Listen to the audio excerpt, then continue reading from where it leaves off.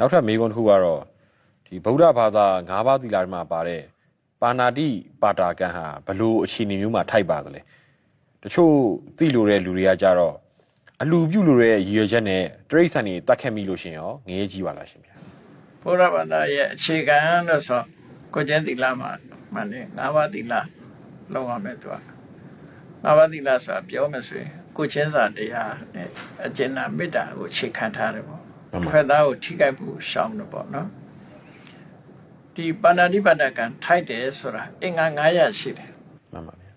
ကိုကျူးလွန်တဲ့ပုဂ္ဂိုလ်က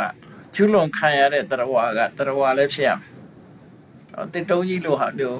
တရားဝါထည့်ပြီးလောက်တာမျိုးမဖြစ်အောင်ပေါ့။တရားဝါလည်းဖြစ်တယ်။တရားဝါမှန်းလည်းသိတဲ့အမှတ်တင်ညာရှိတယ်။သိစီလိုတဲ့စိတ်လည်းရှိတယ်။သိအောင်လည်းလုပ်တယ်။သိလည်းသိသွားတယ် မှန်ပါဗျာ ။အဲ့ဒီ၅ခုအင်္ဂါရ၅ချက်ကြီးပဏာတိပါဒကံထိုက်တယ်လို့သူဆိုတယ် မှန်ပါဗျာ ။နော်အချက်၅ချက်ကြီးဖို့လိုတယ်ပေါ့နော်။ မှန်ပါဗျာ တရားဝါမှန်းလည်းကိုယ်သိတယ်တရားဝါလည်းမှန်တယ်တရားဝါမှန်လည်းကိုယ်သိတယ်ဒီကောင်ကိုသိစေခြင်းနဲ့စိတ်လည်းရှိတယ်သိအောင်လုပ်တဲ့ပြောကလည်းပါတယ် မှန်ပါ တခုသိလည်းသိသွားတယ်ဆိုရင်ဒါပဏာတိပါဒကံထိုက်သွားပြီ မှန်ပါဗျာ ဒါတခုနော် မှန်ပါဗျာ အလူပြုတ်လို့တဲ့ရည်ရွယ်ချက်နဲ့တရိษံတတ်ခဲ့ပြီအလူပြုတ်ခြင်းနဲ့ဆိုတာတော့ဒါသူများကိုပေးခြင်းကမ်းခြင်းနဲ့ဆိုတာတော့ကုသိုလ်ပိုင်းလို့ပြောရမှာဖြစ်တယ် မှန်ပါဗျာ တရိษံတတ်တဲ့အခါကျတော့ဟိုက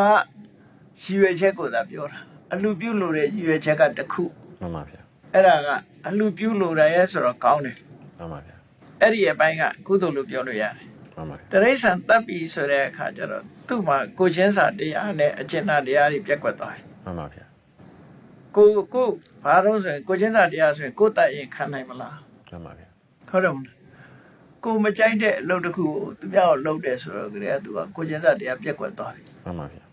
တစ်ဖက်သားကိုဒုက္ခရောက်အောင်လုပ်လိုက်ပြီဆိုတော့သူကစေရနာဆိုဖြစ်သွားတယ် မှန်ပါဗျာ အဲ့တော့အလူပြုတ်လို့တဲ့ရည်ရွယ်ချက်တွေကတော့ရည်ရွယ်ချက်အကောင်းပဲသို့တော့တရိษံကိုတတ်လိုက်လို့ရှိရင်အဲ့ဒီတတ်တဲ့ပြစ်မှုကတခြား မှန်ပါဗျာ အဲ့တော့တရိษံတတ်တဲ့ပြစ်မှုကြောင့်ငရဲကြီးပါသလားဆိုတော့သူ့ရဲ့စေရနာဇောတွေကတော့အပင်ငရဲကိုချစေနိုင်တဲ့ဟာတွေကြီးပဲအကုန်လုံး မှန်ပါဗျာ နော် မှန်ပါဗျာအဲ့ဒါဆိုလို့ရှိရင်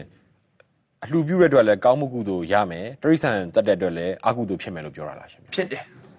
ဒါမျိုး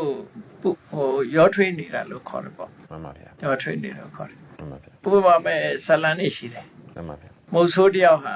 သားကောင်တတ်လာတဲ့တတ်တော့ကတော့သူစားဖို့တတ်တာပဲ မှန်ပါဗျာ ကြောင်ချဖို့လည်းဖြစ်ပဲပေါ့ မှန်ပါ ပိစိကဘုရားတပါးနဲ့တွေ့တဲ့အခါကျတော့အဲ့ဒီသားဟင်းကိုလှူလိုက်တယ် မှန်ပါဗျာ သူကဒီဘဝမှာလာပြီးတော့ချွတ်တရားရတယ်ဆိုရင်အဲ့တော့လှူတဲ့ကုသိုလ်ကတခြားတတ်တဲ့ဟာကတခြားသူကတကန်းစီပဲမှတ်ရတယ်အဲ့ဒါမျိုးကြတော့ မှန်ပါဗျာ ဟိုဟာအတွက်ကဟိုဟာအကျိုးပေးမှာဒါအတွက်ကဒါအကျိုးပေး မှန်ပါဗျာ မတူနော် တင်ပါဗျာ စိတ်ကစိတ်ပဲ